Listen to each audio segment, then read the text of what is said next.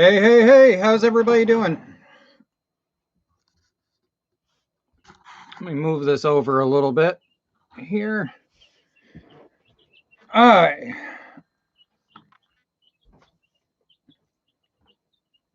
Everybody give me a heads up. Can you hear me fine? Is everything coming in? Are we all copacetic? All that kind of fun stuff. If you hear a weird like chirping noise, tweeting noise or whatever, it's because the only place in the apartment I had to go and put the chicks was right underneath my desk on the far side. So yeah, if you hear peeping or disturbance or whatever, it's most likely them being ticked off that we're currently talking over the top of them. Here, I'll show you. Give me just a sec. So there's my light. There's where you guys usually sit, and I'm going to pan down. There are the chicks.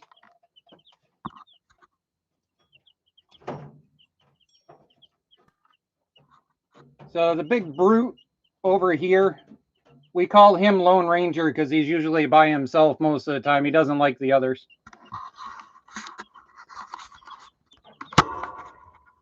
But yeah, Lone Ranger is like bigger than all the others. 3 of them are supposed to be Easter egg chickens. But what's weird is Lone Ranger is like this darker color. Well, let me grab him here.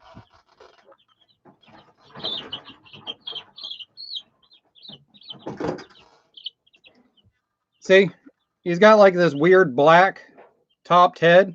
There it is. And he's got side colorations that are darker than the other ones. But I'm going to bet that he probably ends up turning out to be one of them. It's just kind of weird that he's so much darker than all the others out of some sort of whatever. No, don't poop on me.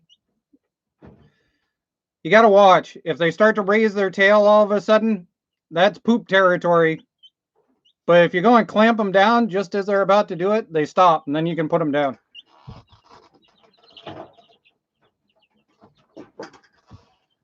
Ugh.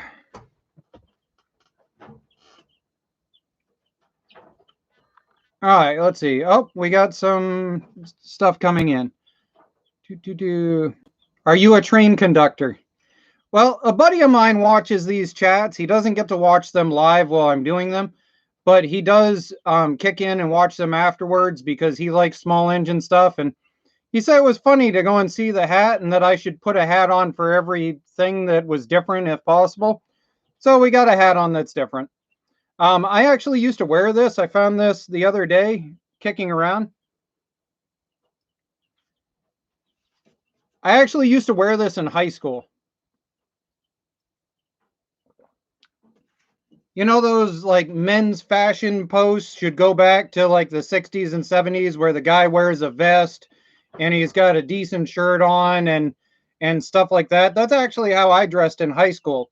I was a computer tech back then, and so I dressed professionally when I went to school because oftentimes I would work on computers at school along with I would work on them after. So rather than having to get dressed, changed, and everything else, I just kind of dressed the part.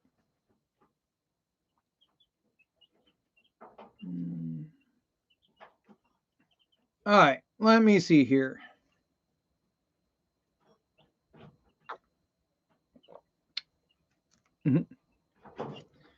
Hey, Jesse, love you. I hope you're doing good at work. Everybody go and say hi to Jessie. She's at work right now in a nursing home dealing with all of this virus stuff. So give her a thumbs up. Tell her to keep pushing because she's doing a really good job. All right. Did you ever get the 1 to 4 inches of snow you mentioned in your last video? We didn't end up getting the snowstorm. What we ended up getting was like this freezing rain kind of thing. We got drenched, absolutely drenched. There were washouts everywhere, all over the place. The entire lawn is soaked to the point you can't drive across it, and all that other kind of stuff. it was insane. There was a whole bunch of rain. It dropped down to just barely above freezing. So it didn't end up turning to snow, but it was just icky. It was horrible. Today, it's absolutely beautiful outside. Doing all kinds of stuff. Oh, yeah, as Jesse said, the driveway was semi-flooded. It sucked. It was horrible. But yeah, we lucked out that it didn't turn to snow, but it still did quite a number around the place. The garden, as you guys saw some pictures, if you're on the Instagram, the garden is getting there. I got the tiller up and running that was in the garden. We're going to have a video on doing a pole start and everything else.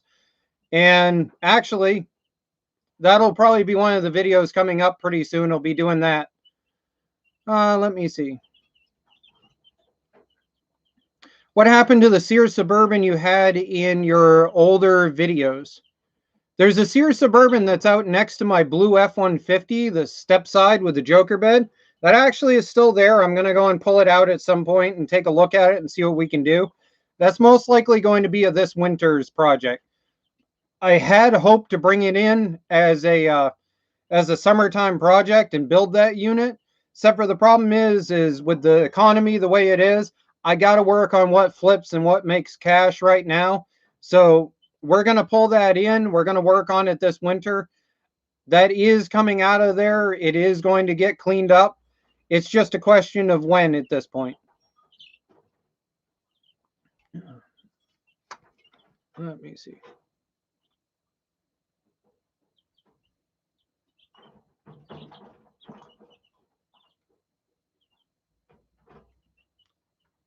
Yes, TD. Yes, you do hear chickens. They're underneath.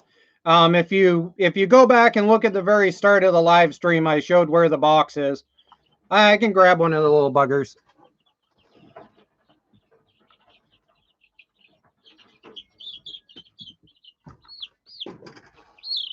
Yeah.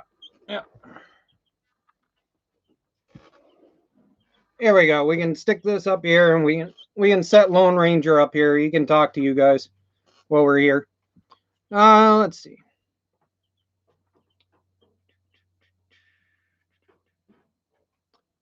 What do we got going on? Red Oaks Mowers, did you use the Home Depot gift card? Actually, I'm hoping to go and use that gift card tomorrow, actually, ironically. Jesse and I have a place to go and be tomorrow that actually has to do with you guys. So I can't say what it is. I'm not going to give it away, but hopefully while I'm down in Home Depot, I'm going to be using that tomorrow. What I really need is I need a couple of the 8-in-1 wrench sets. I need the metric version of the 8-in-1 wrench set. So I'm probably going to pick up one of those with the Home Depot card if they have them. I just found out that Husky actually makes a set that's extremely similar to my Duralast ones that unfortunately got stolen by high quality people. So we're going to go with that and see if those are actually worth using. That way I can let you guys know. Duralast is not available on Amazon, but Husky is. So it gives me another thing to be able to show you guys that you guys can pick up no matter where you are.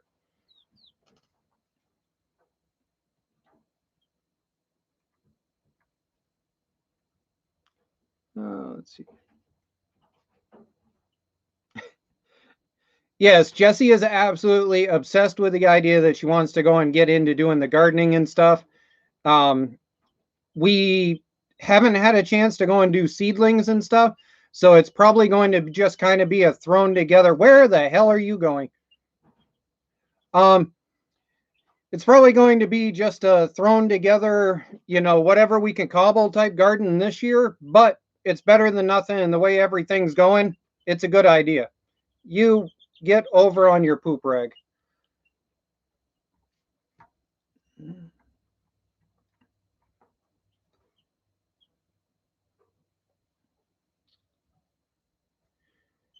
Let's see.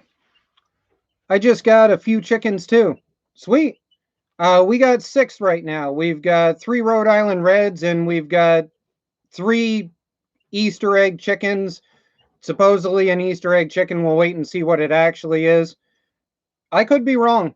You know, every once in a while there's a different color that comes out, so it could be. Yeah, for those of you who want the finger update, this is what your finger lovely stuff looks like after you work on everything and anything wearing it. And that's my finger. So it's healing. It's getting better. I can actually almost move it around now. Right there starts to really hurt. But at least now if I make a fist, I actually don't have it sticking out. It's still really tender, but I'm getting there. Let's see. Sit, you stupid. Okay, anyways. Let's see. What's next for the channel? All right, so as far as Redneck Computer Geek is concerned, what's next for the channel on Redneck Computer Geek is going to be tractor hunting videos and how-to repairs. As far as what's coming, as far as that goes, I've got some junkyard build type stuff that's going to be coming up on the channel.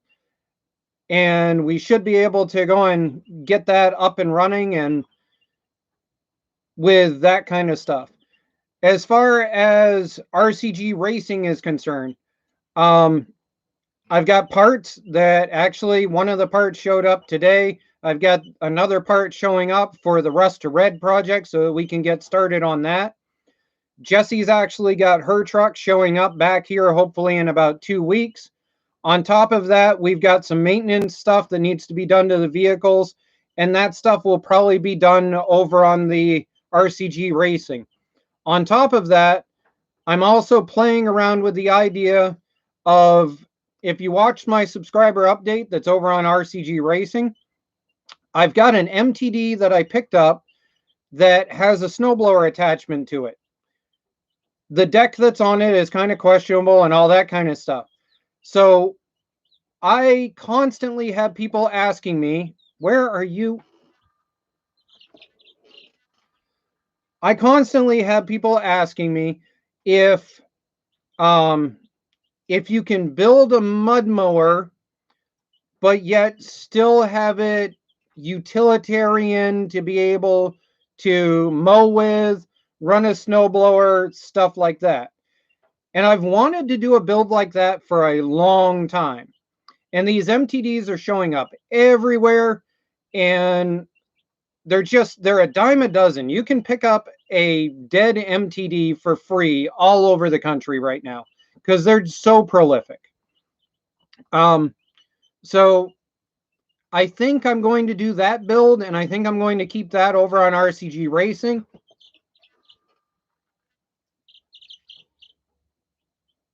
Sit.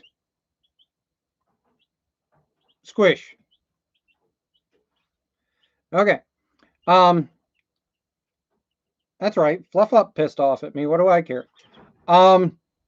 So I think that's what I'm going to do over on RCG Racing. I can't run Mud Wizard right now. All of the ATV stuff is closed. It doesn't matter whether it's a terrain park, a mud run, ATV trails, everything. It's closed. Across the state of Maine right now, if you are on an ATV trail and they catch you, it is a $1,000 fine. Do not pass go. Do not collect $200. Straight outright done. So as far as that goes, I might as well. Okay, you're going home. There we go. Okay, that's enough of that. So as far as that goes, we're just going to have to go and make do with what we can. I'm going to get some gravel dropped out on the driveway. We're going to play with some drag racing type stuff. There are so many myths and legends and what if I have this? What if I have that? What transaxle this? What transaxle that? If I have 16-inch tires and I jump to 22-inch tires, there are so many different myths out there that I think that we should work on trying to kill some of them. The problem is, for me to do that, I need a radar gun.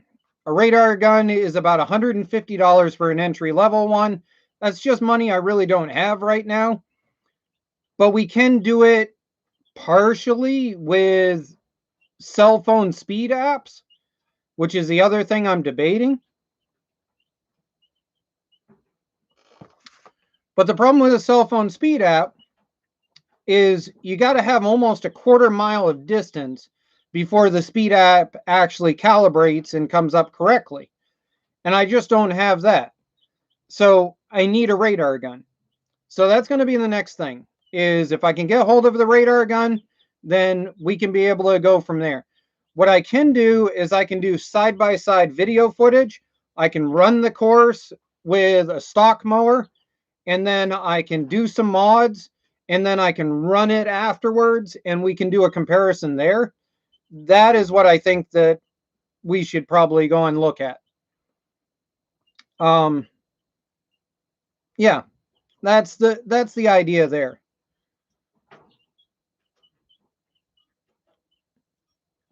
All right, let me see here.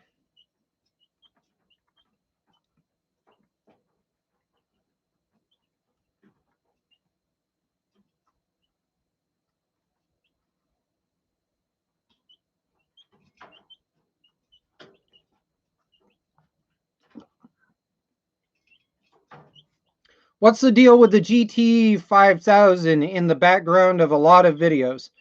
That GT is nothing more than a transaxle. It's a good body, good hood. The motor that is in it is it's a V-twin Kohler, if I remember right. Yes, I think it's a V-twin Kohler 21, if I remember right. It didn't just throw one rod, it threw both rods at the same time. That motor is done. It is nothing but parts. I have stripped it for the coils. I've stripped it for the coils. I need to pull the starter off of it. I need to pull a couple of other parts off of it. That motor is nothing but just parts. I actually am probably going to end up dropping a motor into that and selling it off to somebody who wants a cart pulling machine. The reason being is because GT5000 mowing decks, I don't know. There is something about GT5000 mowing decks that out of the 6 machines that I have worked on so far, I have had nothing but utter total frustration for all of them but one. There is something about the way that they're designed that they just seize up and they do stupid things, and they tend to bend the idler pulley arms just barely enough so it doesn't look as if it's bent, but it'll throw the belt and it'll eat belts one right after another. They're a big pain, so I tend to avoid them. The other thing is the GT5000 uses the exact same Kohler that is in the Cub Cadets, and the GT5000 up and running in good condition probably would retail around $400 to $500 in my area, but yet the exact same size mowing deck with that engine on it in a Cub Cadet retails for $600 to $700 in my area. So I'm far better off to pull that motor off of there, throw it onto a Cub Cadet, because nobody does maintenance on Cub Cadets and they all blow the motors. I'm better off to go and take... That's a real irony. I'm talking about a blown motor at Craftsman while talking about Cub Cadets exploding motors. That's what I usually tend to do with them. Let's see.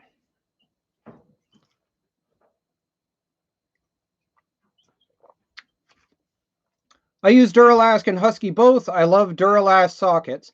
Yes, I love Duralast product. I have a Duralast Mechanics on the Go set that I throw in the back of the truck that I got while we were building the cabin, and I love it. I use it for I use it quite often. Um, I tend to use throwaway sockets when it comes to working on lawn tractors, though. I tend to use Great Necks and Stanleys and stuff like that. And the reason being is because um, the uh, the grass the grass tends to eat the chrome off of sockets. So I don't like to use good good quality sockets on lawn tractors because the acid that's in the grass, it gets on everything and it eventually eats the chrome off of it. I have a Duralast ratchet that I primarily use when I'm working on lawn tractors. And I specifically use it when I'm working on lawn tractors because what I have noticed over the course of the last 3 years is that my one that I use when I'm wrenching on vehicles has all the chrome. The one that I use that I set down on mowing decks all the time in the grass and in the grunge on lawn tractors, all of the edge chrome has been eaten off of that ratchet. It works great, but it sure as hell doesn't look as good as the other one does. Um, while I'm here, I had somebody email me after the last live chat. And if you want, you're welcome to do this. Right now, I have my email open for the Maine, as in the state, MAINE, mud, mower, at yahoo.com email account. And the reason being is because they were for some reason embarrassed about their question. It wasn't really that embarrassing of a question. It had to do with belts that were jumping and stuff like that. But they were embarrassed about their question. And so they sent me an email about it to be answered later. So if there is anybody that is here right now, there's about a 5 to 10 minute delay in the email service usually. But if you want to send me an email, it will show that an email came in and I can read it off without your name showing here in the chat. I'm not sure why he was embarrassed, but if that's something that works for you, please feel free.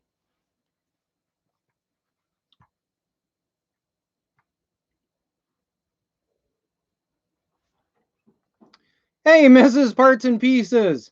Um, guys, seriously, I don't usually shout out channels that are below 1,000 subscribers. It's very rare for me to shout out any channel.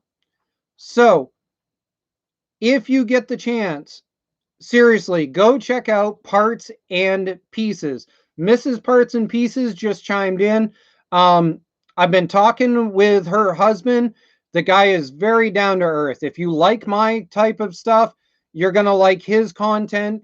He's a very down to earth guy. He's very rate level. Just your average Joe, just trying to have some fun. And please go over there. Tell him RCG sent you, bug him, send him some comments, whatever. Really nice guy. And he's like me, and that's why I like watching his stuff. He's got the he's got the most atrociously overly small Predator engine in his big machine that he is running right now, and he is pushing that small little bugger to its utter total limits. I can't wait to see what he does. He's really up and coming. I think the guy's going to grow. So go give him some love. Subscribe to his channel. And I got a feeling he's going to run beside me as far as the subscribers go, as far as RCG Racing is concerned. I got a feeling he's one of those channels that's going to keep up with me. So go give him some love. Say hi for me, okay? And Mrs. Parts and Pieces, if you're still watching, your husband's cool as can be to me. I like your husband. He's going places. And thank you very much for supporting him. Guys like me that have a good woman that supports us, it makes an amazing difference in the quality of our videos and how it is that we perform. After doing this for 8 years on YouTube, I tell you what, you can tell the difference in my personality and my videos based on the difference between when I was in bad relationships and the way that I am now. So good on you for supporting him. Give him hell. Tell him to get out there.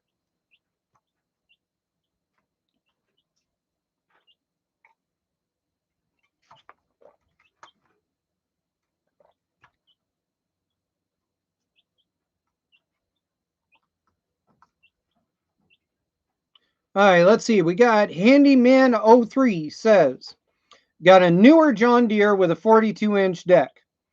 Bought the right size belt, no burrs, and no stuck pulleys, and it just broke a second belt. Don't know what to do. Any pointers? Okay.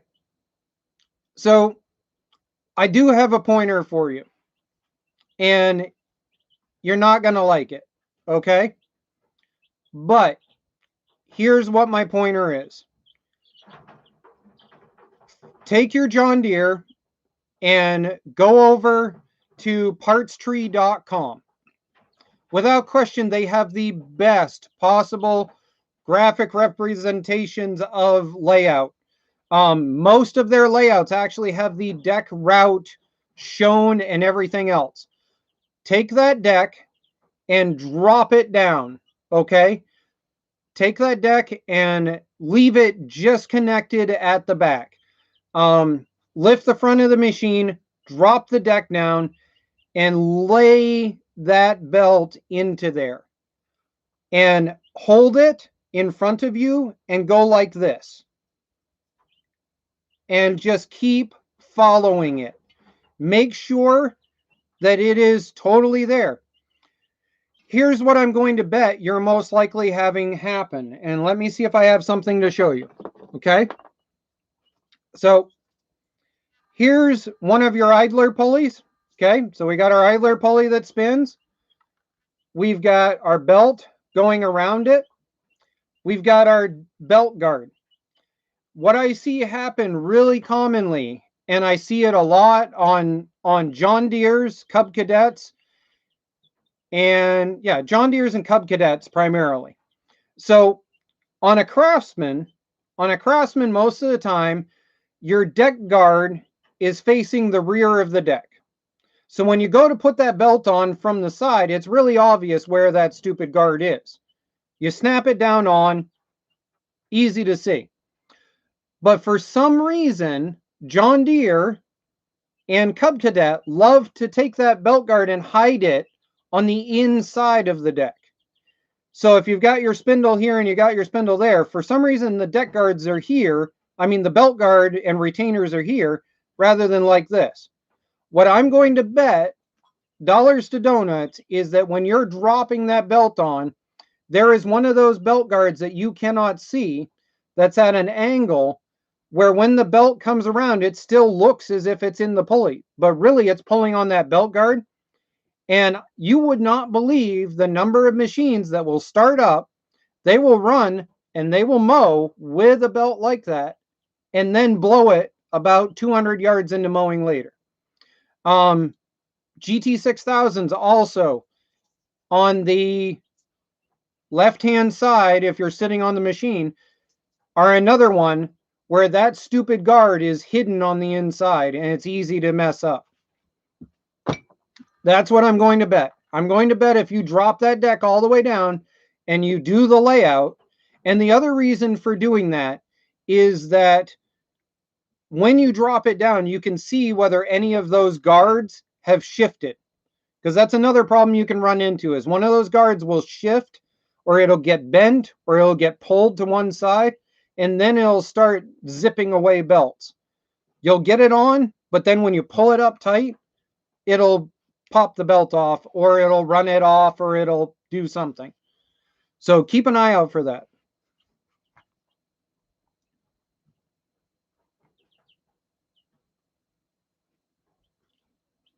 Let's see. My favorites are your tractor hunts. I tell you what, man, you're not alone.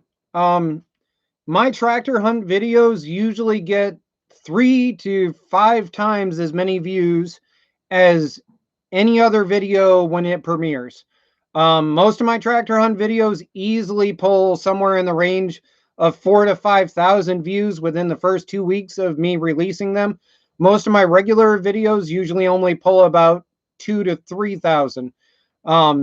That's part of the reason why it is I love doing them, is because you guys definitely get a kick out of them. And every once in a while, I get one that goes mini viral, and I make a pretty good payday when they do. So I actually really enjoy doing them. It's taken a long time to get to the point that I can do them more seamlessly than I used to. But I think you guys will agree that I've gotten way better at doing the tractor hunt videos over the years. And if you guys ever have any suggestions, feel free to throw something up there.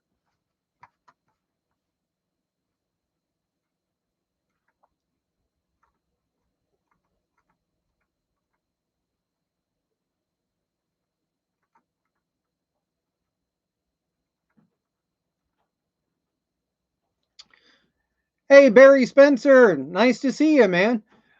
Hey, don't worry about it. I get offered stuff all the time. Some is good, some is not. It's just part of junker life. Don't worry about the fact that the truck wasn't the one that matches with mine. You know, you made the effort. You were nice, you were sincere and everything else. I really can't fault you, dude. You know, you tried to go and help me. Don't worry about it. No sorry needed, man.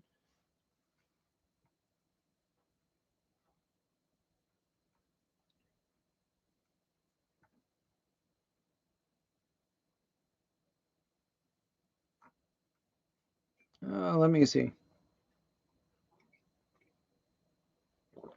Hunter says GPS speedometer apps are very accurate. They are if they have calibration distance. And that's part of the thing that you run into if you look at, like, that's the reason why you don't hear a lot of people talking about GPS apps for drag racing and stuff like that.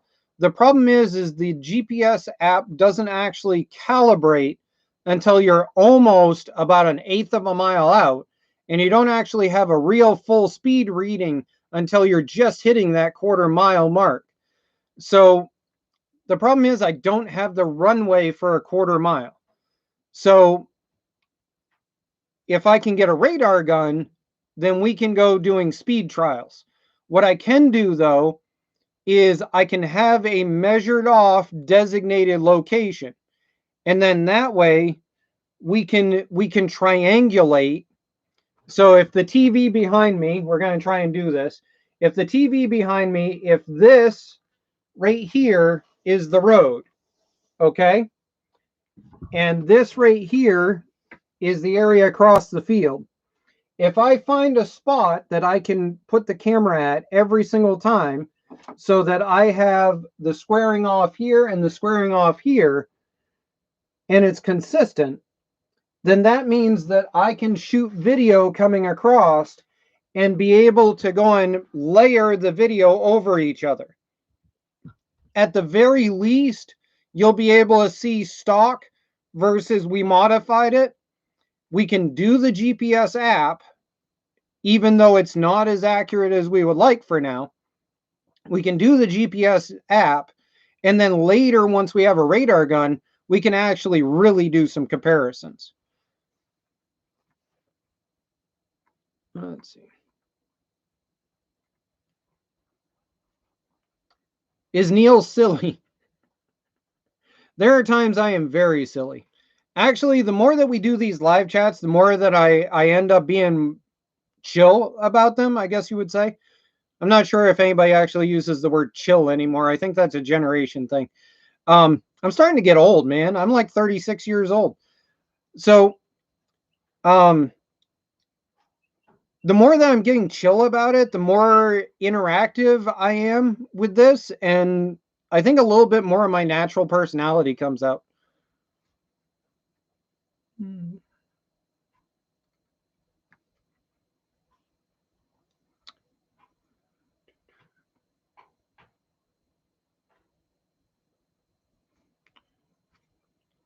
Let's see. Cowgirl Motorsports says that he's getting 26 miles per hour on a 5 to 5 and 26 miles per hour on a 5.5 and a 5.2 on 25 and 27-inch tires. That sounds about right. Basically, if you got a 1-to-1 ratio pulley set up with any basic 5-speed and you've got 22-inch tires, you should brake about 18 to 20 miles per hour.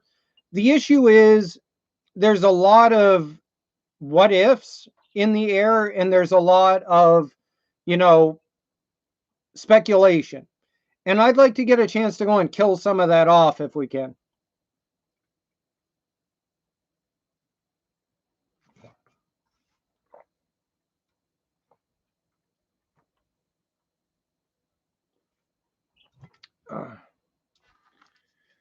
Should I Carter says, should I visit your house? Not currently, man.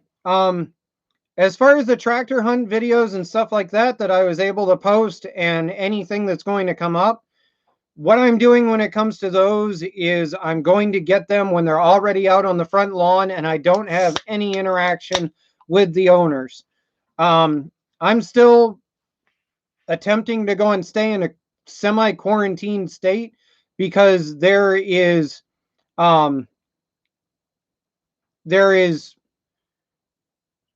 unfortunately a really, really, really good chance that at some point Jessie will catch this virus. She's working in a facility right now where over 2/3 of the clients have ended up catching it, and over 1/3 of the workers have caught it. So chances are at some point she'll probably catch it, and then I'm going to have to quarantine in and most likely deal with it myself. So it is what it is. We're going to power through this thing and we're going to keep going. I tell you what, I end up getting the coronavirus. You guys are still getting videos because I don't care. I don't stop for anything. We're going to make this happen.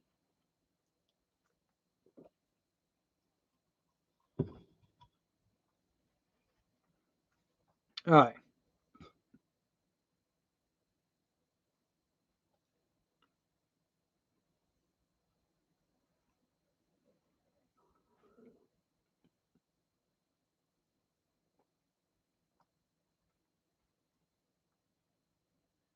Let's see.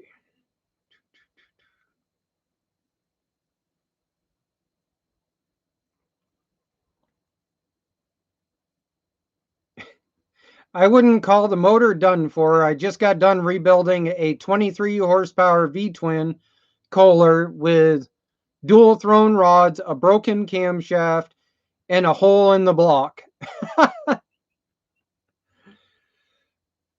Okay, so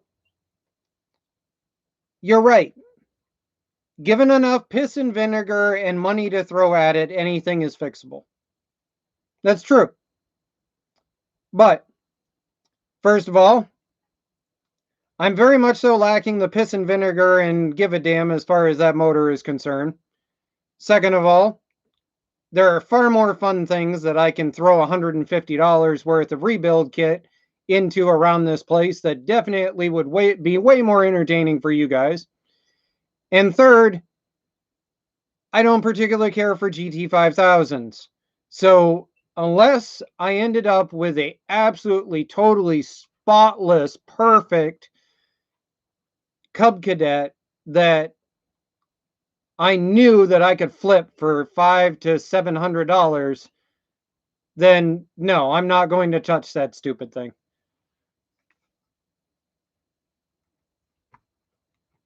Let's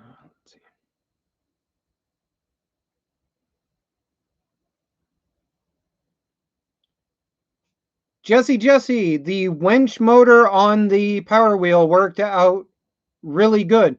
Yes, actually, it was still working perfectly fine when I tried to upgrade it. Ironically, me trying to upgrade it is what actually ended up killing the project. So so as far as the electric tractor is concerned, the winch motor actually worked perfectly with the Chinese controller. It worked perfectly fine, totally kept going. We never overheated it. I made sure that the battery tray area was gutted and clean, so it ended up venting really well and it never overheated. What killed the machine was I got overzealous and I dropped in a 500-watt motor into it in order to try and get more speed out of it. And I got more speed out of it for about 50 feet. And then I fried, like not even a question, not an overheat, not a give it a minute. I fried the Chinese controller. You know, the magical smoke and everything just poof, done, no ifs, ands, or buts. Um, and it blew out so quickly and in such an instant puff of smoke, I couldn't manage to run fast enough over to where the camera was about 30 feet away, grab it, and run back in order to shoot the video of it blowing out. It just poof, done. So what I need is about $130 controller, an industrial style 36-volt controller for that setup. And I'm not going to spend $130 on a project that, you know, let's face it. I do YouTube to make a living. And I do love helping you guys. I do love creating unique videos and stuff like that. But the bottom line is that build I only do for fun. I don't make any profit off of that build whatsoever. Almost always that build series sits very dormant on that build series sits extremely dormant on YouTube, and then about the last 2 to 3 months of summer, for some reason it kicks back up. And I don't know whether it's just people are bored and need something to do, but that's the only time that build series ever makes any money. So I've probably got close to $250 into that thing, and I'm never going to see any of it back out of it. So to drop another $130 into it, I've got to have that as definite spare cash and not right now.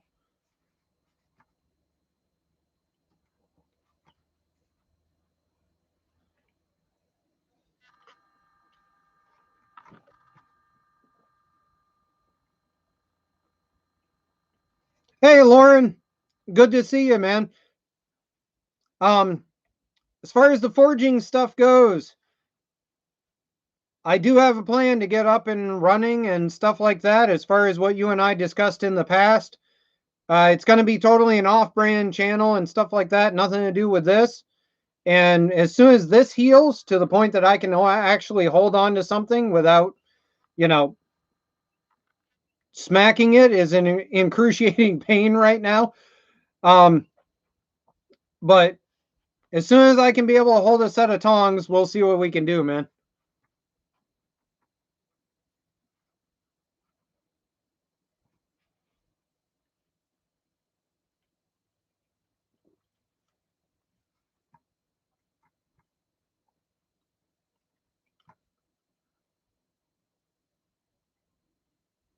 Hey, Red Oak, thank you for subscribing to Parts and Pieces. Like I said, I don't shout out people very often. So please take my word for it. The dude is cool.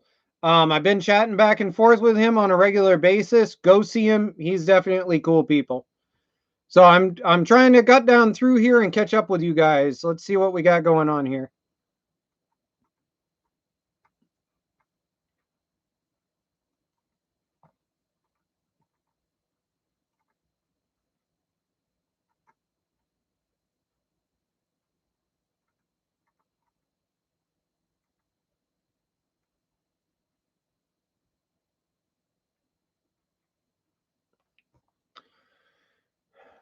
Jack Chills, tips for bolts that just won't bust.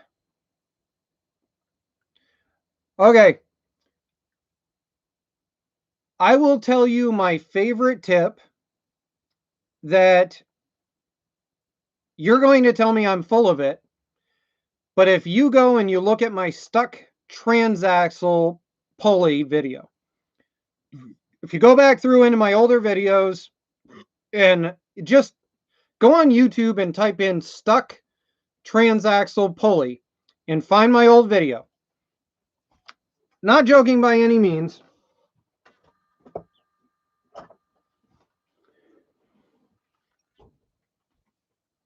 Wrong kind of candle, but do you know what I mean by teacup candles? The little itty bitty teacup candles. Take a torch. It can even be a propane torch. Take a torch and heat that nut. Just heat it up. Get it to the point that from the opposite side that you can pull it away and you can soak the candle in. Heat it up some more so that it really starts to come up, so that when you hit it with the candle wax, it starts to like puff smoke off the candle wax. And you'll get it. You'll figure out what I'm talking about. So there's hot enough that it'll melt the candle wax, and then there's hot enough that when you pull that torch away and you touch it with the candle wax, that it'll puff smoke. When you get it to that point, you hold that candle wax right to that bolt side and let it just soak. Let it just soak. Those teacup candles are like, it's like $1 for 10 of them. So, you know, if you destroy an entire candle, you're still only out like 20 cents or some stupid thing. Okay? So, I'm not good at math right now, apparently. So, hit it to that point that it makes that puff of smoke, let it soak in. Let it just keep soaking as long as you can hold it there. And then reheat it with the torch. Touch it, and when it does that flashpoint again, nail it with an impact gun every time they're coming off. It's the oldest Manor trick in the book. Anybody in the northern Rust Belt that does not swear by that trick, as far as I am concerned, has never actually worked on a rusted vehicle. It is the #1 trick for being able to get rusted nuts off.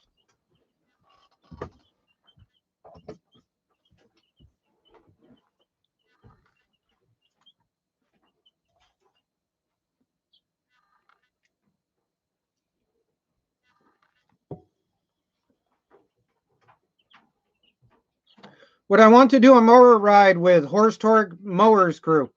I'd love to go on a ride with anybody, but right now, this virus is what it is.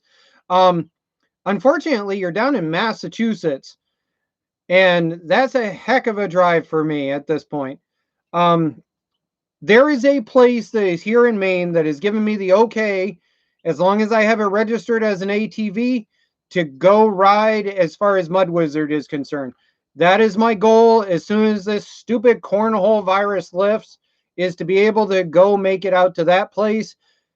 Mud Wizard, I'm going to tell you guys straight to the camera that Mud Wizard has never fully been trail tested. I ended up going through my divorce and all that stupid, dumb stuff that I had to deal with just before I was about to go and take it to a trail ride. So the machine is built. It is ready to go. It is fired up. I can't wait to get a chance to take it out on a real trail. But at this point, I got to wait for them to open.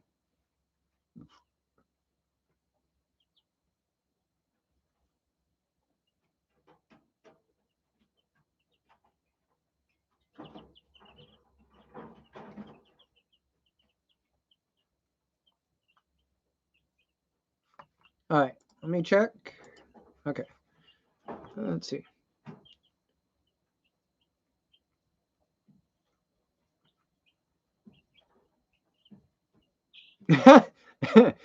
Hey, we must have gotten parts and pieces his attention, because he just dropped in order to say thank you. So you guys that are asking how to get to his channel or whatever, please go click on parts and pieces right now. Go to his channel, subscribe, and bump him up. He deserves to go and hit 100,000 subscribers. So let's throw him straight up through, okay?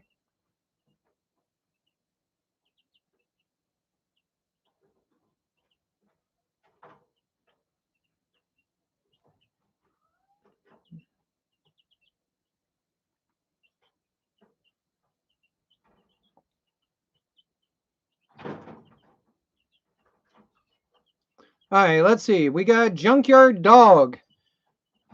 I just bought older LT2000. I put a newer 11 horsepower, newer 12 horsepower, and it drives backwards. Could someone have rebuilt it wrong, or is motor spinning the wrong way? Could somebody have rebuilt it wrong, or is motor spinning the wrong way? It drives backwards. Well, okay. I'm really confused by your statement there. No, wait, let me redo that. Okay, so Junkyard Dog, I totally get what you're saying. But here's my problem, and perhaps you can come back in the comments and you can clarify whether I'm right on this.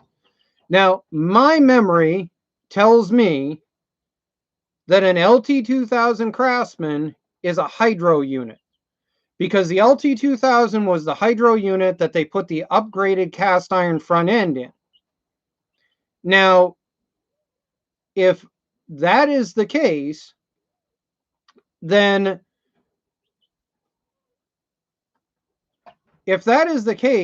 there is no way that I can think of that you could run it backwards. I don't think a hydro will run in backwards. Although now that you said something, I'm going to have to try it. That'd be an interesting video. Because that's how okay. Okay, tech tip. Here's my tech tip, okay? The way that I test lawn tractor transaxles, well, they're still on the bench, okay? What I do with a lawn tractor transaxle is I take the fastest speed drill that I have, okay? I take the fastest possible speed drill that I have, and if you go to an auto parts place, and when you're looking through the paint removal stuff, you're going to figure out what I'm talking about here. In the paint removal area, you're going to see those, they're like this big, and they're two sections of like weird looking foam that's got grit in it packed together. They go on a drill bit. And if you take one of those and you wrap the outside of it in black tape, you can make a testing wheel. And then all you do is you take a V-belt and you run that V-belt around that, holding it with your drill, and you run that sucker at full throttle, and it'll spin up the transaxle pulley enough to be able to check and see whether you have movement. The other thing that you can do is, if you go down through the battery compartment at an angle with a U-joint, with a universal joint for an extension, you can go onto the top bolt of most of those hydromatic transaxles. Boy, I can't talk.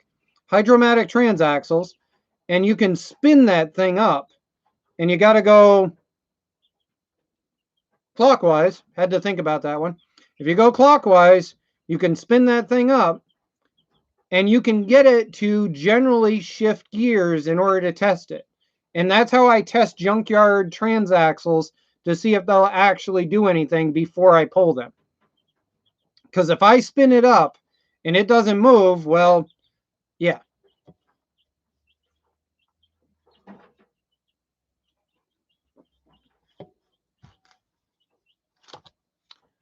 Let's see.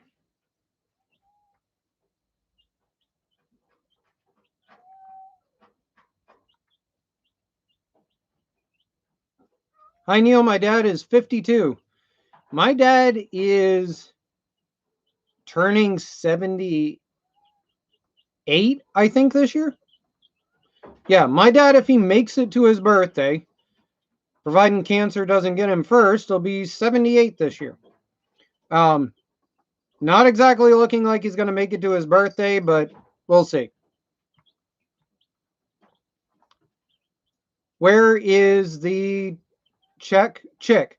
Oh, they're in underneath you guys, actually. Here, I'll show you. Let me slide this off. So this is where you guys usually sit. This is the chicks.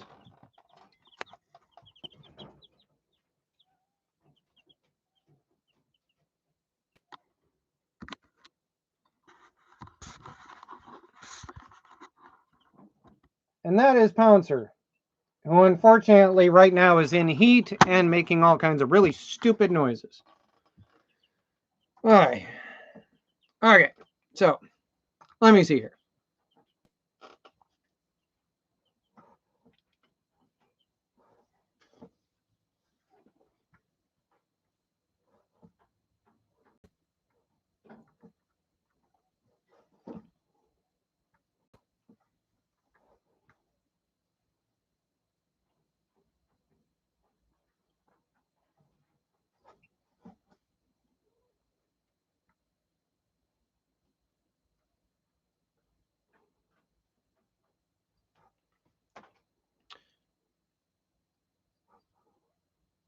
Emil, if I pronounce that wrong, I'm sorry.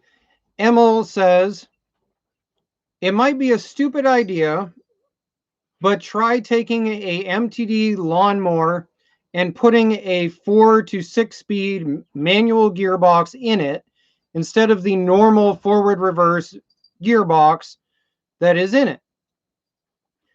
That's not a stupid idea at all. In fact, actually, that is a very good idea.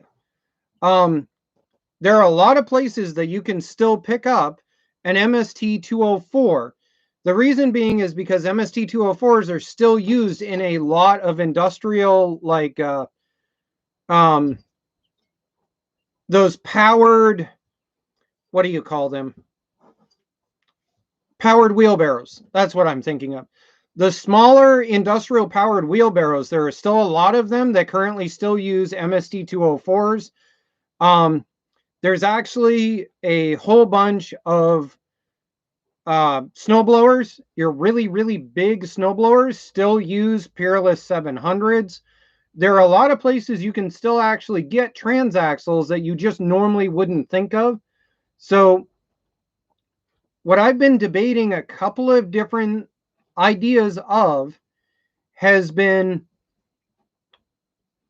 building it the way it is, because I've got 5 spare transaxles at this point. Actually, what I discovered today is I actually have 6 spare transaxles for MTDs at this point, and that doesn't include the 3 broken ones for parts. So there's no reason I can't manage to go in. There's no reason that I can't manage to get it put together, blow a couple of transaxles up, and then look at the idea of upgrading it to a regular transaxle like the rest of us would really prefer to have. Yeah, that's a really good idea. You know, that's not a stupid idea by any means. And that's the reason why it is I like talks like this. I like when you guys bring forward ideas. I like when we talk about the idea of things we can do. And I like when we get to share knowledge in order to be able to help each other. Like I can see that some of you are kicking in order to help Junkyard Dog with his question. And thank you. That's exactly what this chat is for.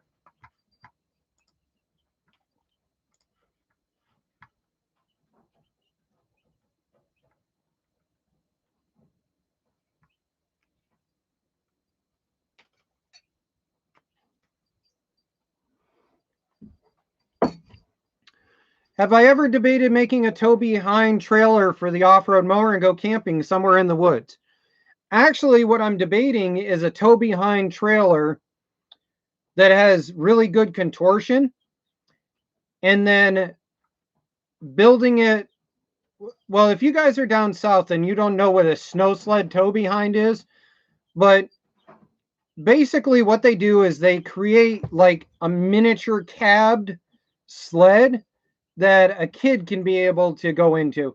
And it's got a plexiglass windshield on it that's at a very steep angle. That way, if if the snowmobile kicks up a piece of ice, it deflects off of it instead of going into the cab. And what I've debated a few times now is creating a plexiglass cab unit that would go behind the machine that John could sit in and come along and stuff like that. Because the problem that I run into with John is that he's legally not old enough to drive a machine. Legally, if I take him to a terrain park, he's not old enough to drive. And legally on ATV trails in the state of Maine, he's not old enough to drive. So he can only go with me and drive if he's on private property. So what I'm debating is a tow behind, crash cab type unit. Something like the snow sleds have here in Maine, only built for an ATV trail.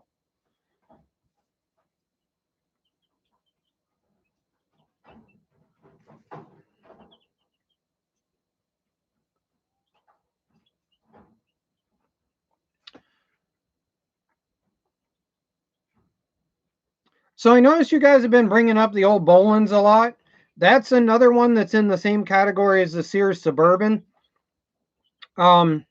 Basically, my goal at the end of summer is to be financially at the point where I can drop like $200 or $300 on the idea of a Predator for both of those, be able to repower both of them, hopefully, get them up and running, get them test driving, and then that way I can work with them from there.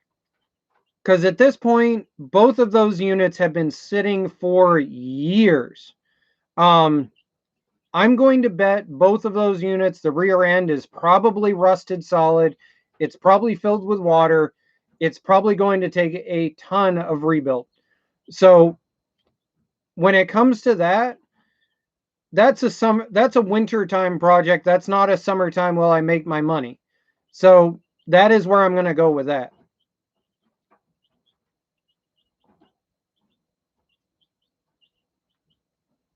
Let's see.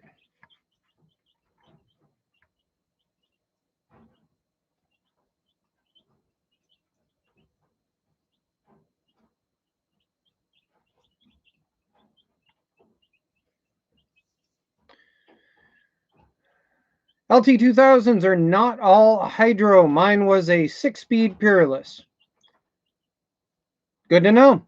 Didn't know that.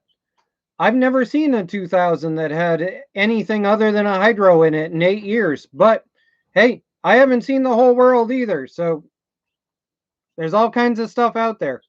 I just was curious because the shift linkage setup that's on a side shift 205 series, yes, MST 205 series LT1000 is interchangeable and bolts into the same pattern as a Hydro LT2000. I have measured them out numerous times. Just never bothered trying to go and do the actual swap over.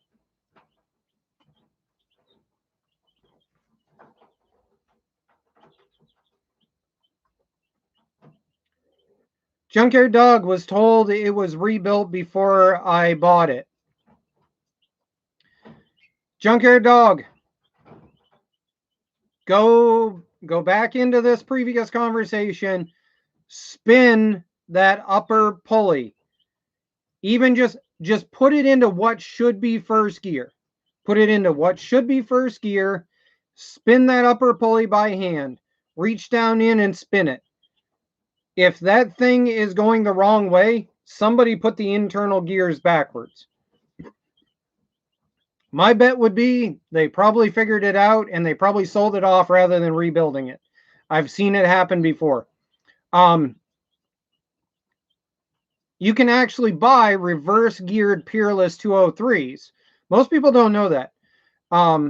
There are reverse gear Peerless 203s that are the same exact external case as a 204, a 205, and a 206, but they're 203s with reverse gears because when they run them in a high-end snowblower, it goes the correct direction. So watch out for that. Spin that upper pulley, just like others have been telling you.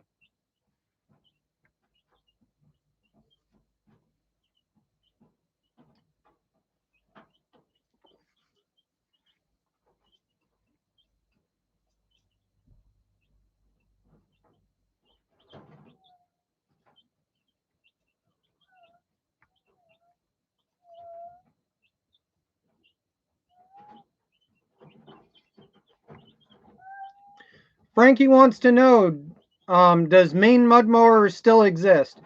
No, the original Maine mud mower got torn down in order to build Mud Wizard.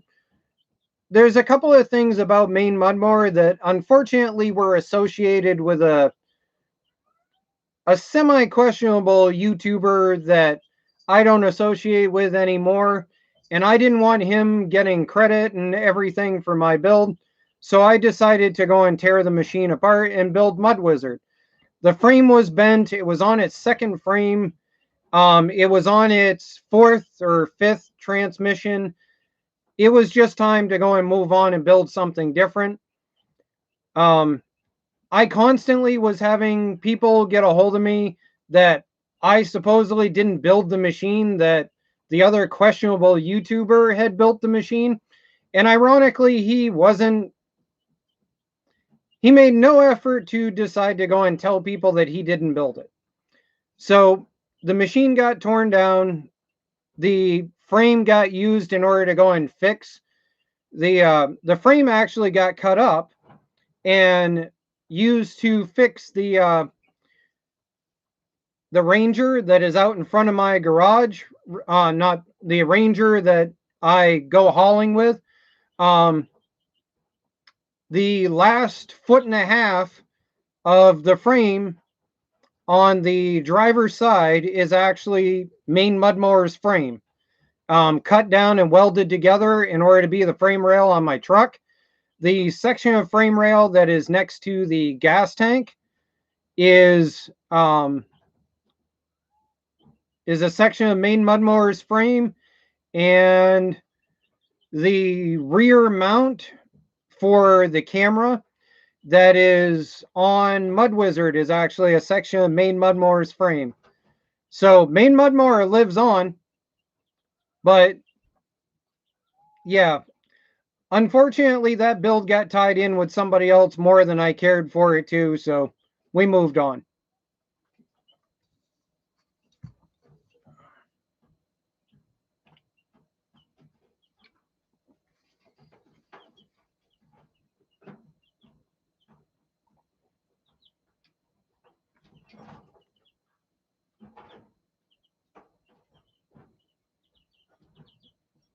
Where do you order or get rear tires from? I order them through Amazon. I get free Amazon shipping through Amazon Prime. They get delivered right directly to my house. And the other thing that I'll tell you guys is well, let me reword that. If your tire warehouse is as cool as my tire warehouse actually has the balls to go and mount lawn tractor rims with ATV tires, or mount ATV tires on lawn tractor rims. It's $20 a piece, totally worth it for not having to go and kill yourself trying to get them put on. Especially if you order bear claws like what I run, those things are utterly the most biggest pain in the neck to go and mount. One of those things that's just better off to pay somebody else to do it that's got an actual hydraulic machine. Air powered is always going to beat beefcake. Sorry, guys.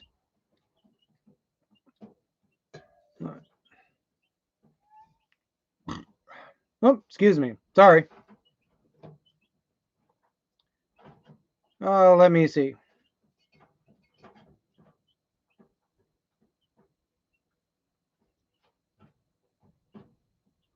I would like to see you get the older engine in the Bolins running if you can. I got a feeling that thing is probably long since gone. That particular machine sat outside for almost 4 years before I got it. And it has sat outside since I got it. So the chances that that motor is recoverable, pretty slim chance. But you never know.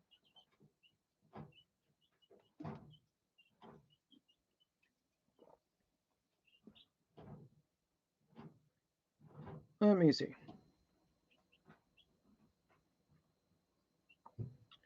Do you choose older Craftsman mowers over newer or newer over older?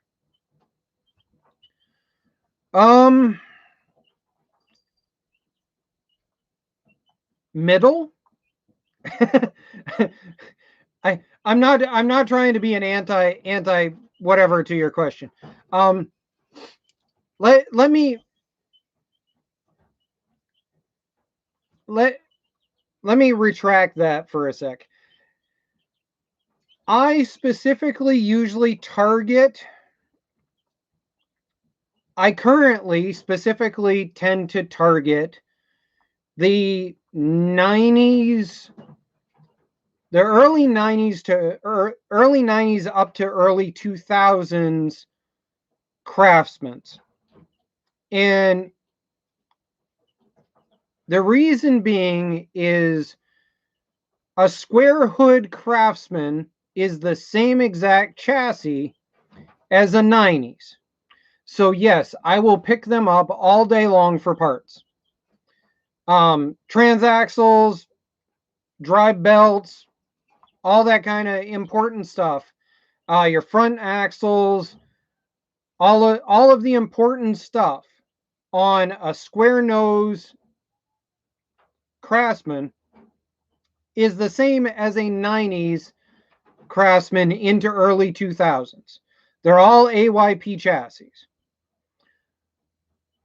The reason why I target the round nose Craftsmans is that A, the parts are easily available. Parts for the round nose series are just, they're bumper crop, they're everywhere. And swapping out steering components and things like that on 90s Craftsman are way easier to do and to deal with than the early square bodies that had the first generation steering. The first generation steering just becomes a big giant mess. And also the other thing is the first generation steering 9 out of 10 times needs to be rebuilt. And that's a lot of time to do to just put in a $6 part. Whereas the second generation steering, it very rarely needs to be rebuilt. It usually just needs to be tightened up. So that's another reason I target those. The other thing is know your market. My market up here, nostalgia doesn't sell. It just plain doesn't. So the round nose Craftsmans, especially the green ones, the really old school, like, you know what I mean, like the old school dark green Craftsmans. I don't have anything dark green. That's weird. The old school dark green round hood Craftsmans, they sell like hotcakes. I can buy one of those for $50. I can rebuild it for another $50, and I can sell it running and driving with decent paint for $400 3 days later. One right after another. The square front Craftsman's, it could be the prettiest, most functional, perfect paint ever. It'll sit for 3 weeks, and I'll have to drop the price twice to sell it for $300, even though it's the same exact machine as a 90s. So when it comes to what I work on and I specifically target, and I'll go out of my way to pay for because I know I can flip it, It's those round nose 90s ones. I have a soft spot in my heart for some reason for GT6000s. You know, like every once in a while, you got that one vehicle you really should just avoid, but somehow every 5 years you buy one and then you're in love with it again. But then, like a year later, you're wondering why in the world did I do this? That's a GT6000 for me. I don't know what it is about them, but I go out of my way to buy one every summer. And every summer, I always end up regretting it in some form. But it is what it is. All right.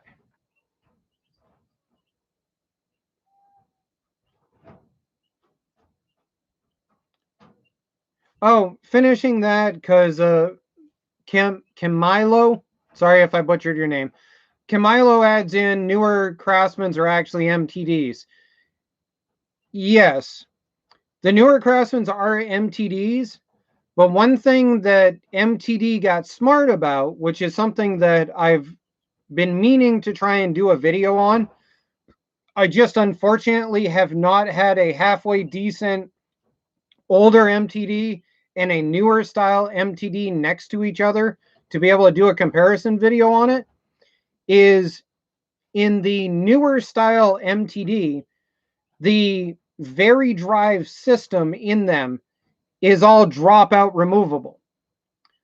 And so the Very Drive, the tensioner pulley, the upper pulley for the transaxle, it's all in one plate that with 6 bolts drops out of the rear so you can deal with everything, which makes doing work on them insanely faster than it used to be. Older MTDs were absolute total hell to work on. The newer MTDs still suck. So don't get me wrong, they still suck.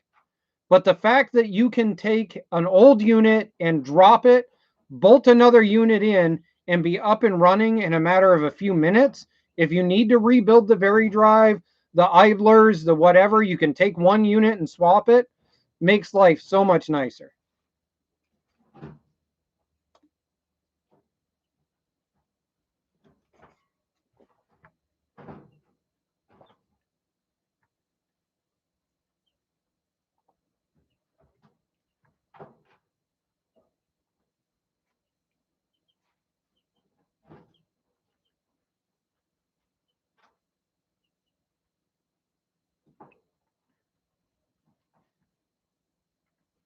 When did he get a Bolins? The Bolins was a off-camera donation by a friend that actually a friend that started supporting my channel and helping me with stuff back. Man, I think I probably was only at about 10,000 subscribers back then. Maybe even less than that. He was a friend that I used to go and sit with and talk with on a regular basis. Older gentleman, very mechanically inclined, builds custom hot rods and stuff. And he was a really big supporter of me doing what I do and doing the how-to videos I do for you guys. And he actually worked as a shop teacher at a vocational school. So he gave me a lot of the original tips and tricks for teaching stuff that I actually now use with you guys. That's the reason why I've never allowed the machine to go away, is because I really feel guilty that I've never been able to work on it after he donated it. So at some point, hopefully I'll get that up and running.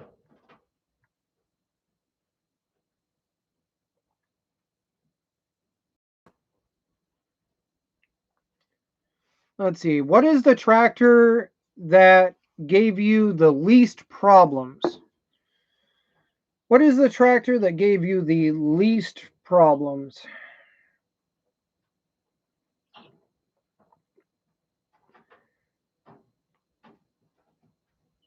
I would have to say that LT1000s and LT2000 Craftsmans are probably my answer to that question. LT1000s and LT2000 Craftsmans are the Volkswagen Beetle of lawn tractors. Like, have you ever seen the old-fashioned Volkswagen Beetles where they do the teardown and they show that you can take a Beetle from fully together to fully apart, engine out of it, transaxle out of it, everything out of it in less than like 2 hours?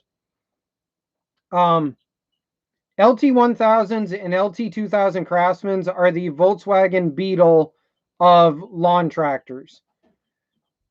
They're not the strongest. They're not the biggest. They're not the fastest. But as far as mechanic working on it, as far as being a mechanic, and the least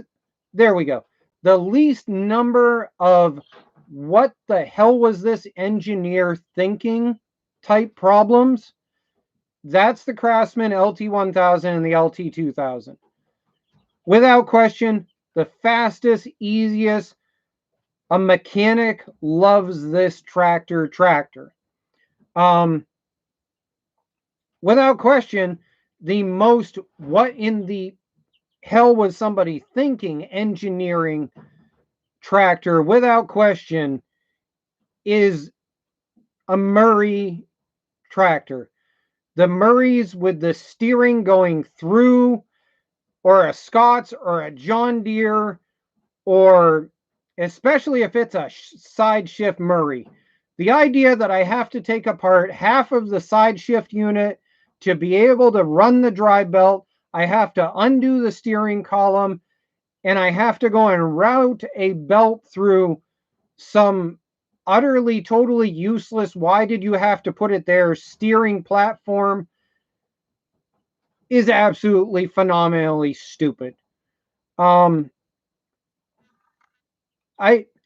can get underneath a LT1000 or an LT2000, and I can rip out the old drive belt.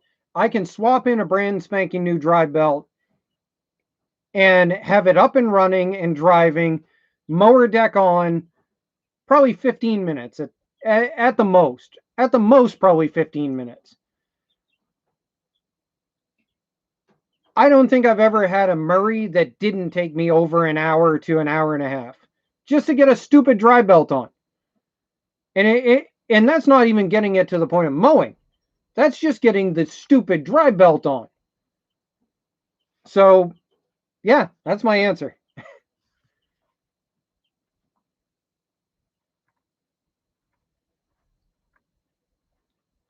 What's your opinion about locking a Peerless 2300 series? Is it hard work? It will see it pull one bottom plow and maybe some driving through the woods.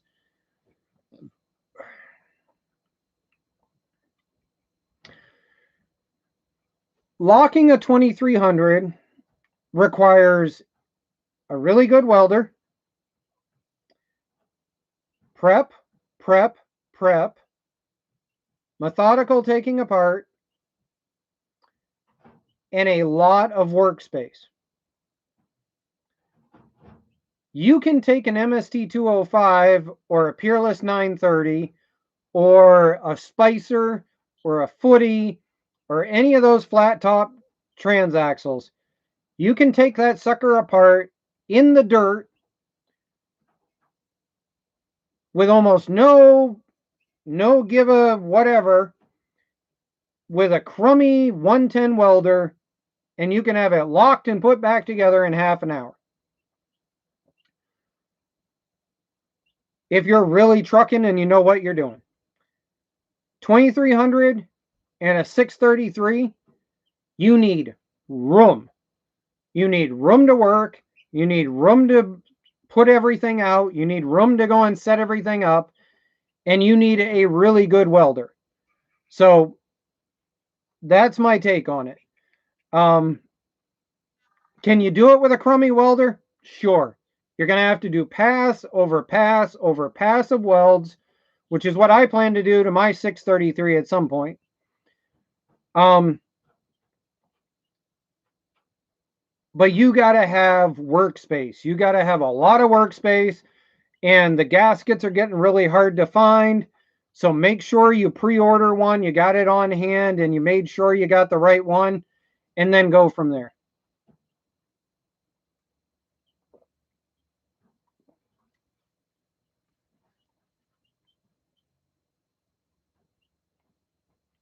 Hey Neil, opinion on a Peerless 930. I'm thinking about swapping one in my LT4000 after the Spicer let go of a axle shaft. Let me tell you the irony of that statement. Okay? Most people don't know this, but little known fact, if your Spicer is a 3600 series, 36, and then it really doesn't matter what the numbers are after that. But if it is a 36 and then two other numbers, you've been running a clone of a 930 to begin with. So if the Spicer was cool and working fine for you, the 930 is exactly the same, just better. The 930 has a stronger case, a thicker case, and the bull gear on a 930 is a little bit bigger. But basically, a 3600 and a 930 are the exact same transmission. Just the case is different. There are actually interchangeable parts between a 3600 and a 930. I just don't remember the list off the top of my head. That's one of those videos I keep meaning to come back to and go down through. That's got burps in it. This is my addiction. My lemonade ginger ale. These things are my crack. If any of you are ever coming to visit me and you want to be on my good side the moment you step out of a vehicle, bring a case of this. I'll be your best friend. I love it.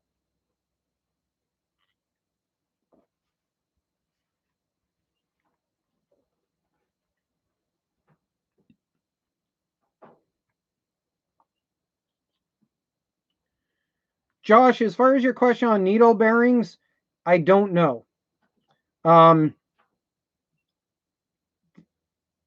If I remember right, it was a case by case basis based on who the case was built for.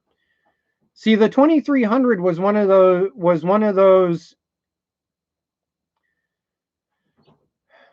The 2300 was one of those built to the needs of the machine type transaxles.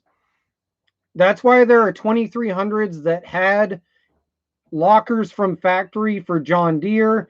There are 2300s that were kind of like half thrown together with brass impregnated bushings, and then there's the needle bearing ones.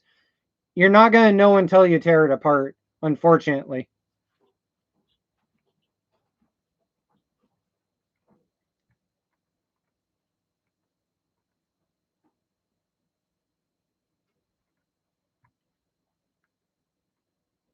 All right, let me see. Holy cow, you guys have been commenting. Let me see if I can catch up here. Let's see. Redneck Speed Shop says he's just like me when it comes to GT 6000s. I tell you what, it's just like older Jeep Cherokees. Jeep Cherokees are one of those vehicles where you either absolutely love it or you absolutely utterly hate the thing. Jesse has made it very clear that if I get the Jeep up and running, that I am the only one riding in it, and that's the end of it. She hates them with a passion, wants nothing to do with it. She's got a bunch of backstories about hating Jeeps and everything else. It's one of those vehicles. You either buy it and love the headache that it gives you, or you buy one and utterly hate the stupid thing.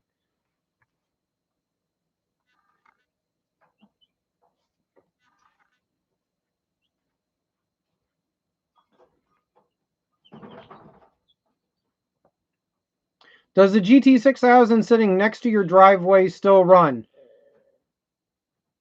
Well, let me word it to you this way. On one side of the machine, you can't tell that it has a mowing deck. The grass has grown over it so far. I'll let you do the math on that one.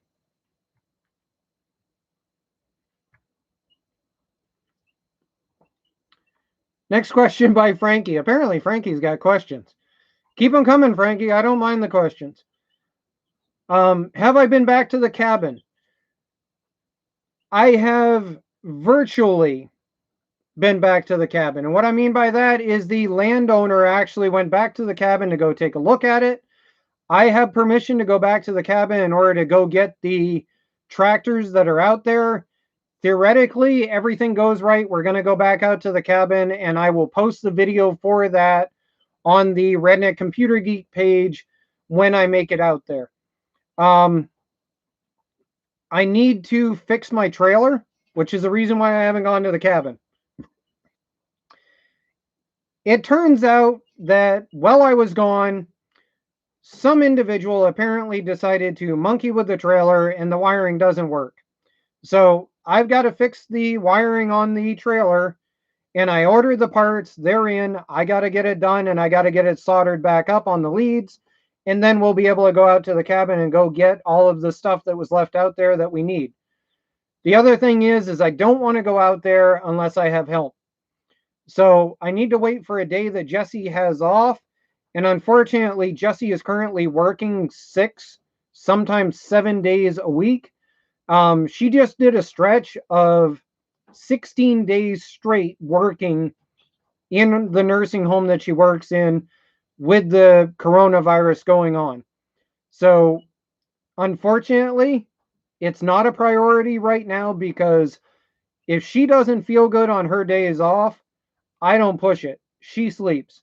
I don't care if she is Sleeping Beauty for the entire day. If that's what she needs, she gets to be Sleeping Beauty. I give her a kiss, I wake her up long enough to feed her lunch, and let her go back to sleep.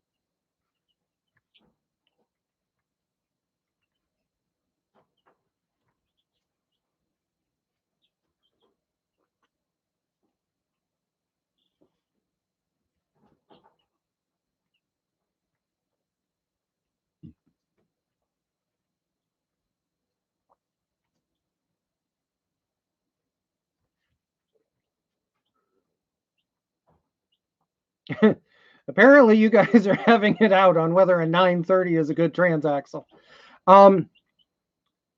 To put 930s into perspective, the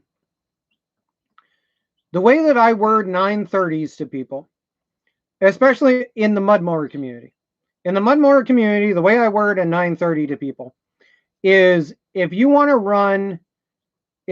run something like Pathfinders or ITP mud lights that have low tread, because if you buy ITP mud lights, they're ranked based on tread depth. Okay, so the cheap ITP mud lights only have about a half an inch of tread. The really good ones have about 1.25 inches, similar to a bear claw. So if you're running the really low tread ITPs, that's fine for running a Peerless 930. If you're going to run the aggressive bear claws and you're going to run the grizzlies, you're going to run the ITP mud lights that have the 1 1/4, that's when I tell people you need to upgrade to an MST 206.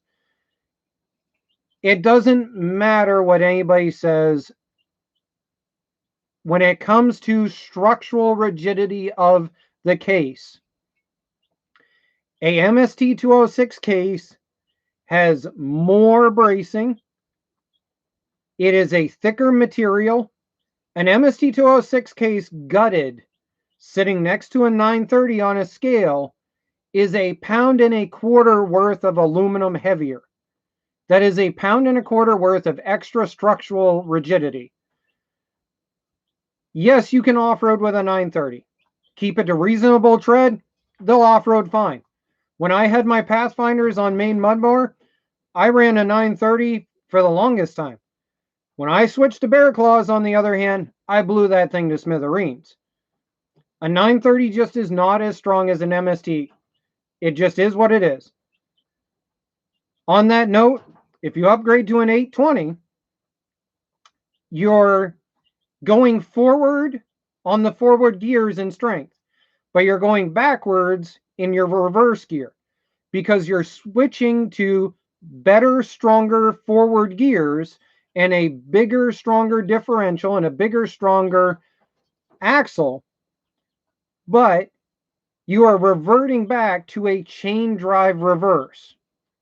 And so if you really stomp on an 820 in reverse, you can blow that chain, you can blow those gears, and that chain will shoot across in the case and it'll obliterate the rest of the case.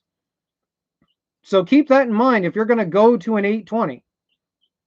Because if you're in an MST, I've seen MSTs where I have driven MSTs that have no fourth gear, have no third gear, but yet they still have a first, a second, a fifth, and a sixth. Because you eat the teeth off of the gear, but you still can manage to drive. Sometimes they'll even shatter the gear right outright and they'll wedge the gear in the case, but you still can shift and drive it. So that's my take on those.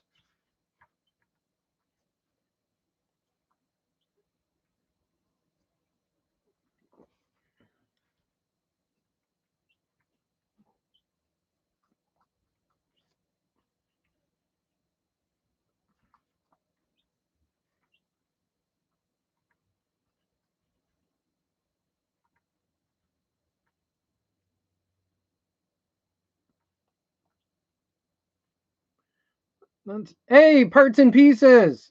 Parts and Pieces hit 100 subs. Good job, guys.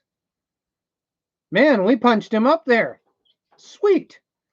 All right, Parts and Pieces. Now you got to catch up with RCG Racing. Come on. Let's go. Let's do this. I want to see you up there with me. I think I just cleared 700, or maybe I think I'm close to 700 or about to clear 700. So come on, buddy. Let's go. Let's get you up there. I love the fact that you're keeping it down to earth. I love the fact that you're working with what's available and stuff like that. I totally can respect that. You're a junker brother at heart. You totally get my vote.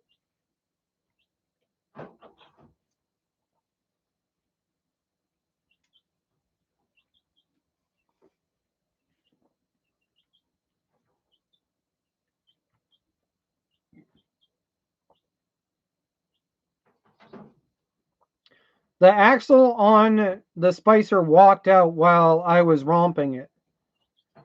Well, if it walked out, then you didn't kill it. Okay, so on your Spicer, okay, so pop your lid off, okay? You're going to have your bowl gear. Inside of your bowl gear, coming in from your axles, there's going to be a spider gear, okay? So if you're looking down at it, and this is your axle coming in, okay? So your bowl gear would sit right about here, okay? So what happened, and I guarantee it, that when you look down in, you're going to see that there is a channel. There's going to be a channel line, and there's supposed to be a clip there. There's supposed to be a somebody help me here. Ring? Am I thinking of a ring clip? The one that you have to use the needle points on in order to pull apart. I'm having a stupid moment right now. I think it's a ring clip. There's going to be a ring clip that's supposed to be there. And what you need to do is you just put that axle back in, put a new ring clip on, and you can put it back together and go.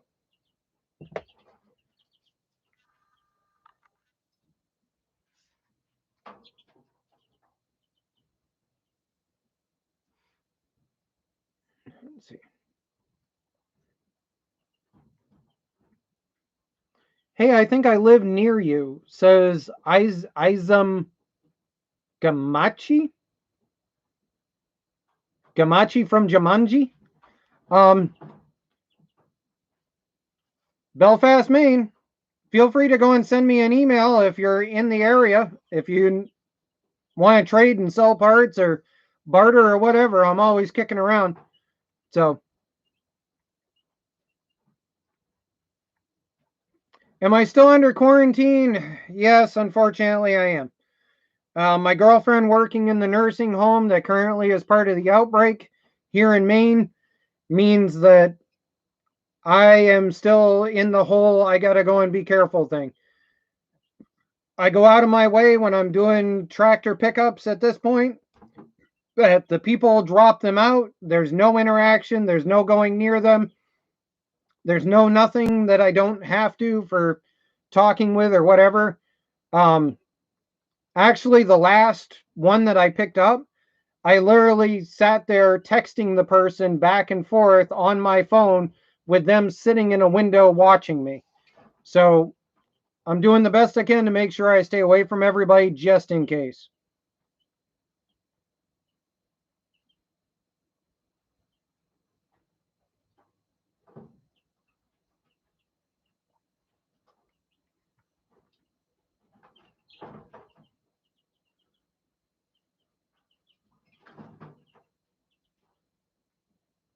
Let's see.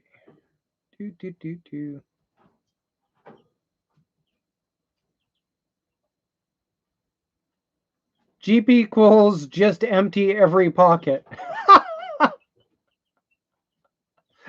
I like that one. That is a really good one. You know, I've heard a lot of them, but I don't think I've ever heard just empty every pocket. That's priceless. I love it. I I might have to bumper sticker that. That might have to be a bumper sticker if I get that Jeep back up and running. Oh, geez. Yeah, the Jeep comment is a win. That's awesome. Just empty every pocket.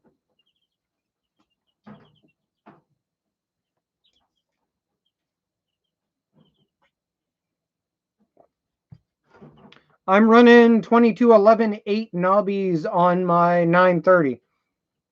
Yeah, like I said, if you can run a 930 in a mud mower, but it's you got to think of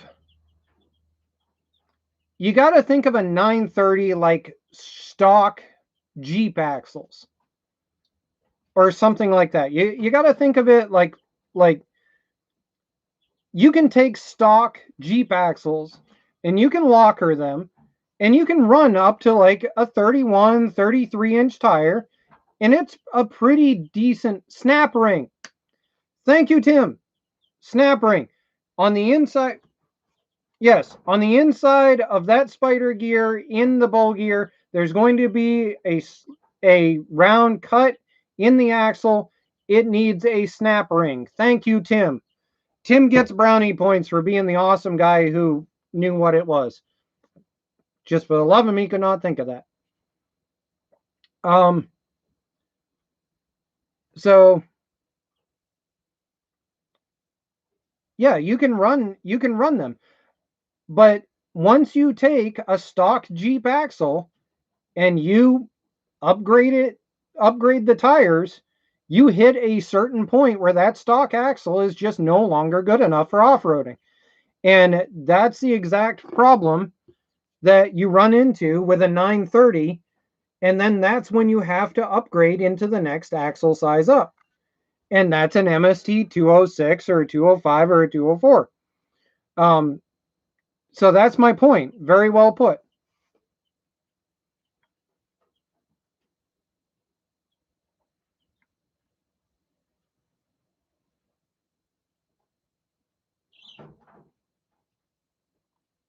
Yeah, Junkyard Dog, Camilo. Dude, I am sorry. I have no idea. Camilo, I guess is the name. Camilo is right. If you're turning that pulley clockwise, let's see. Yeah, okay. So if you're turning that pulley clockwise and it is in first gear, then if you're looking down the machine So you're standing at the back of it, you're reaching down through the battery compartment, and you're turning it clockwise. The axle on your left should be rotating forward. If it's not, you got problems.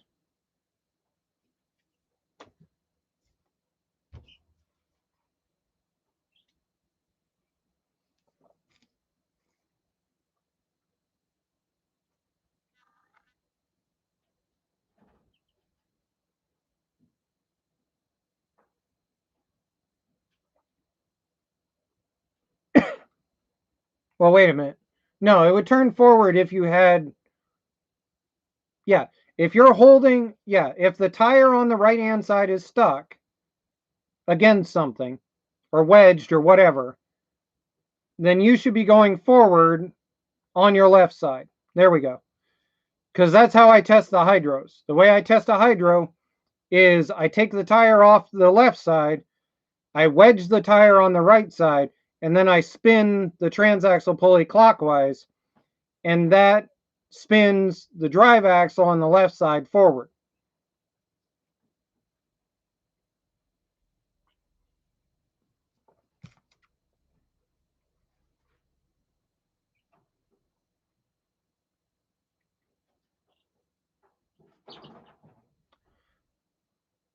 What would be the best way to fix the shift linkage on a YT 4500?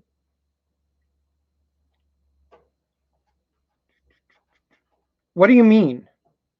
I guess I'm not following. Are you dealing with leakage? What are we talking here?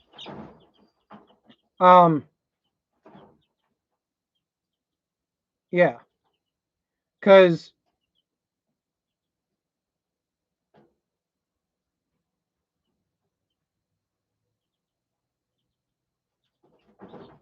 okay, well, kick back in here and we'll figure out what you're talking about.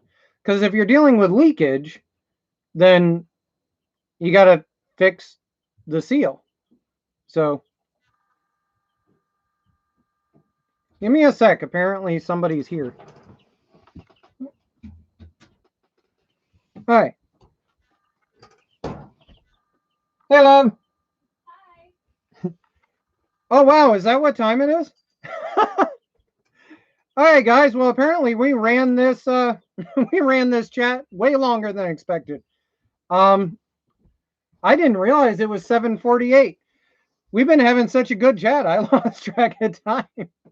Hi, peoples. Love you. Love you too. I need a shower. Okay. Contamination crap. Okay. I love you, but at least my face was under the mask. Okay. Love you. Love you. Have a good shower. Hi, people. Bye, people. All right. Well, apparently we ran this way late. I actually have a phone call coming in around 8 o'clock, and so I actually need to get off of here to make sure that I catch my phone call. It's really important. So what would be the best way to fix their shifter leakage? Okay. Yeah, you're going to have to pull it apart and you're going to have to go and fix the gasket. It just is what it is. Most of the time, there's like a sleeve gasket on that kind of thing that is going to have to be press fit in. Do your research first. Make sure that you actually can purchase it and pre-purchase it. And then go from there. And the other thing is when you pull it apart, check for rust and pitting. Rust, pitting, any kind of thread or twine, anything that may have gotten wrapped around into it, because that'll go down through and it'll mess things up. Things like that. That's always what's good to check. Okay. And the last answer for Justin, what kind of tires to run on a Craftsman? So it depends on, yet again, going back to that transaxle thing. If you want to stay something that's like a 22 10 8, and go low lug, then you're probably pretty safe. If you want to go 22-11-8 and stay low lug, you're probably pretty safe. But the moment you get into something like a 22-11-8 bear claw, like what I run, your clutch hits are going to be what decide whether you blow that thing to smithereens or whether you get home at the end of the day.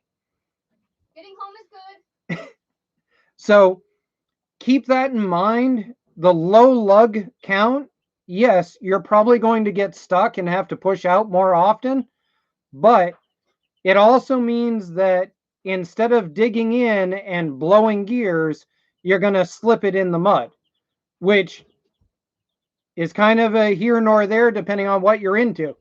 If you manage to go and put a winch on the front, then no matter what, you're getting out with a decent land anchor. All right, well, we're going to call it good. My chick is home. My other chicks are underneath here. You gotta call it good. And 9 minutes till your phone call. okay. Well, I guess the lady said it. I got to call it good. Got to do what the woman wants. Have fun, guys.